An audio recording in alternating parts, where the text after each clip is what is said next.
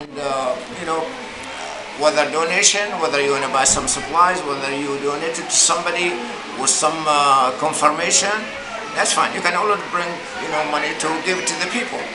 Buy supplies, buy bills, or pay bills, I'm sorry.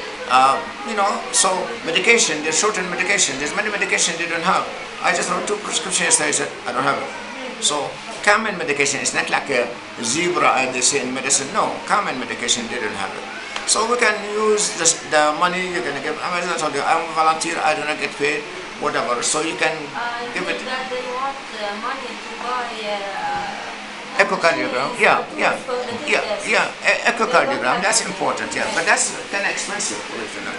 That's like in $1,000, maybe $7,000, $10,000, something like that. I mean, we're not talking about I like. can collect. I'm sorry? I can collect the money. Okay, if you can, great. Okay, so that's important. Then I personally think we need some lab supplies. My wife is coming in a few days, and honestly, I told her to bring lab supplies. They don't have a urine test, urine analysis. That's the simplest thing you can do. I mean, I can do urine analysis in 1 minute, less than a minute. Okay, they don't have anything. So I told my wife to bring cups, plastic cups from the United States, because you will get it for free. Over here, I went to this pharmacy to buy it, half a dinar for every plastic cup. I said, no, forget it. I'll buy a dozen of glass cups, then I break them after that. Sure. It's still cheaper. He wants half a dinar, wallahi, half a dinar for a plastic cup that you pee in it. In the campuses. So I told my wife, we in the United States we get them for free from the lab. The lab give it to you for free. So I told her to bring like about 300, 400. So, doctor, how is going the situation here? How is going? Is getting any, I don't know, better? I don't know. It's crowded and crowded. It's crowded. Well, it's not getting better. If anything, not it's at all. worse. And there's no light at the end of the tunnel. I don't see the light at the end of the tunnel. Don't think the Syrian crisis is going to be over tomorrow. 3 years, 5 years, 10 years. At least the fighting, the war will continue minimum 3 years. Minimum. And if the fighting stops today, there's still going to be need for 20 years. The people their parents get killed, the wives whose husband get killed, the grandparents whose children get killed. So what are they going to do? Where are they going to work? I mean, this is a poor area, especially Jordan is even more poor than Syria. This is a poor area. What are people going to have? A woman with 5 kids, what's she going to do? How's she going to get money to live? So for 20 years, she's going to need help. She's going to need assistance to put them in school, to buy food, to buy shelter, to buy clothes. So I mean, the crisis is not going to end up tomorrow. Even if fighting stops today, everything is fine. But the fighting is not going to stop, number one. Number two, even if the fighting stops, there will be bombing and like terrorist activity, just like in Iraq. Now the war stopped. For 10 years, they're still killing each other. Every day, a car bomb, this bomb, suicide bomb. So it's not going to end. Even if war stops, it's not going to end. So, but there will be need for people assistance for minimum 20 years. And then who's going to build all those houses that get ruined? Okay, so, but I'm really not worried about the houses. I'm worried about the human beings, the children, the women, the orphans, and the widows. Who's going to feed those people? There's nobody for them, literally nobody. The grandparents are more poor than them. The government doesn't give anything. Okay, so how are they going to survive? How are they going to survive? They're going to survive on donation, literally on donation. That's the only way they're going to survive. If the United Nations, a charity organization, anything, that's the only way they're going to survive. They will not survive on their own. Wallahi, they're not going to survive. They have no money. And the woman doesn't work. And she has not only no capability, she has no idea about what work is, or she has no education, she has no degree, she barely finished high school. I don't think she finished high school. So what's she going to do with her children, 5 children? Who's going to babysit for her? There's nobody. So it's going to be a major problem. And this is not a one-day problem. It's not ending this tomorrow. Is half a century problem, believe me. In half a century, you can still find effect from today. Those kids who are out of school, between age 5 to 20, none of them are going to go back to school. Even if the war stops today, they're going to go back. They will not go back to school. They're going to be in just like they were doing, running around, having a small job, putting a cell phone. They will be shocked and full of anger. Exactly. Yeah. So they're not going to do anything. They're not going to go back to school.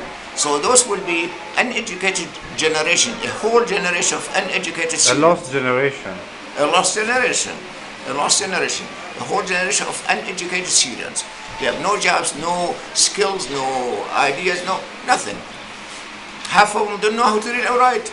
Even now, I guarantee you, 10 years old Bringo, he cannot read Arabic even, not, not English of course. Arabic he cannot read it, he cannot write it. They speak slang language and that's it.